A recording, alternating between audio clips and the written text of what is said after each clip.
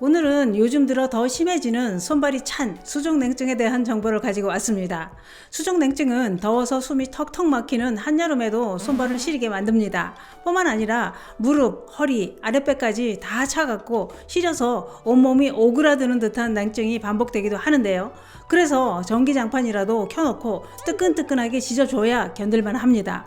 그런데 이렇게 지져주는 것은 일시적인 방법입니다. 그렇기 때문에 수족냉증의 원인이 무엇인지부터 알고 거기에 맞는 치료를 하는 게 정답입니다. 왜냐? 수족냉증 뒤에는 우리 생명을 위협하는 큰 병이 숨어 있는 경우도 있기 때문입니다.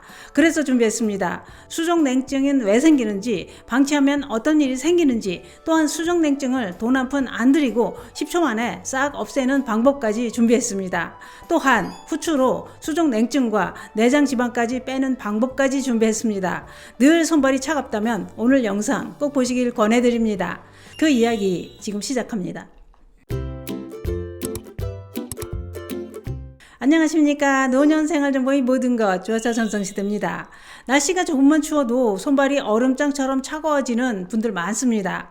이런 증상을 수족냉증이라고 하는데요. 수족냉증이란 추위를 느낄 만한 기온이 아닌데도 손발이 지나치게 차가워지는 증상을 말하는 것입니다. 뿐만 아니라 따뜻한 곳에서도 손발이 시리거나 무릎, 아랫배, 허리 이런 여러 곳이 시리고 냉기가 느껴집니다.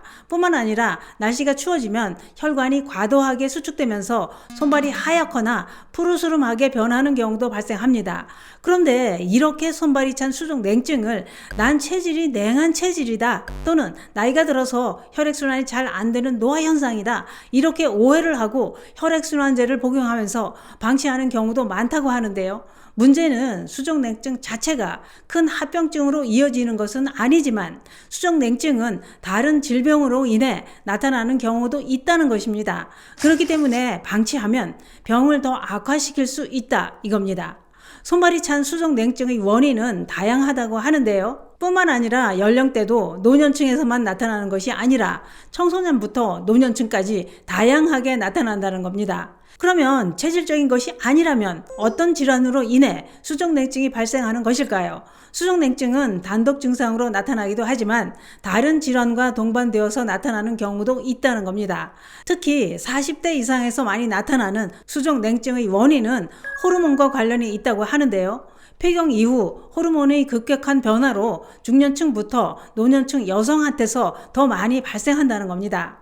또한 손발의 온도차가 2도 이상이거나 피부 색깔이 푸른색으로 변하면서 통증이 동반되는 레이노 증후군, 말초 동맥질환, 흡연자에서 나타나는 버거시병, 르마티스 관절염, 추간판 탈출증, 말초 신경염, 갑상선 기능 저하증, 손목 터널 증후군 이런 질환이 생겼을 때도 손발이 시린 수족냉증이 나타난다는 겁니다. 이렇게 수족냉증 뒤에는 큰 병이 숨어 있는 경우도 있기 때문에 꼭 원인을 알고 치료를 해야 병이 악화되는 것을 막을 수 있고 냉증도 치료될 수 있습니다. 그러면 일상생활에서 수족냉증을 완화시킬 수 있는 방법은 없을까요? 있습니다. 우선 집에서 가장 많이 하시는 것이 뜨끈뜨끈하게 지지는 것인데요. 핫팩이나 황토, 전기찜질, 전기장판 이런 걸로 시린 것을 살이 노랗게 익을 정도로 지지면서 좋다, 시원하다 하면서 지집니다. 그런데 문제는 이렇게 시린 부분만 찜질을 하는 것은 찜질을 할 때 그때뿐이라는 것입니다. 수족냉증은 전반적으로 신체 온도를 높여야 됩니다. 그러면 온몸 신체 온도는 어떻게 높이느냐? 우선 혈액순환을 원활하게 해줘야 하는데요. 그러기 위해서는 집에서 깊이가 종아리까지 오는 스티로폼이나 고무통에 뜨끈뜨끈한 물을 받아서 족욕을 하는 겁니다. 또는 욕조가 있다면 반신욕도 큰 도움이 됩니다. 또한 근력 운동도 큰 도움이 된다고 하는데요. 왜냐? 근력 운동으로 근육량이 늘어나면 혈액순환을 돕는 기초 대사량이 증가해서 자연스럽게 체온이 올라가기 때문입니다. 또 따끈한 차를 마시는 것도 수족냉증에 도움이 된다고 했는데요. 생강차, 당귀차, 계피차 이런 차는 몸을 따뜻하게 하는 성분이 들어있어서 꾸준히 마시는 게 좋습니다. 또 한 가지 수족냉증에 도움이 되는 게 있는데요. 이것도 어느 집이나 다 있는 재료입니다. 바로 후추입니다. 후추는 몸을 따뜻하게 데우는 성질이고 독성이 없어서 냉증 개선에 큰 도움이 된다고 했는데요. 후추는 몸을 따뜻하게 덮여줄 뿐만 아니라 한기를 제거하는 작용까지 한다는 겁니다. 그러면 후추는 어떻게 먹어야 할까요? 후추는 우려서 차로 마십니다. 후추차는 만드는 방법도 아주 간단합니다. 후추차 한 잔 기준으로 갈지 않은 통후추를 10알에서 15알 정도 준비합니다. 여기에 뜨거운 물 한 컵을 붓고 색이 우러나면 마시면 됩니다. 이때 후추는 매운맛이 있어서 속이 쓰릴 수 있습니다. 그렇기 때문에 꼭 식사 후에 하루 2-3번 마시는 게 좋습니다. 후추차의 또 다른 효능도 있는데요. 후추에는 피페린이라는 성분이 풍부하게 함유되어 있다고 하는데요. 이 성분이 내장 지방을 분해하는 효능까지 있다는 겁니다. 그래서 다이어트에도 큰 도움이 됩니다. 이렇게 몸을 따뜻하게 해주는 차를 마시면서 틈나는 대로 하셔야 될 것이 또 하나 있습니다. 그게 뭐냐?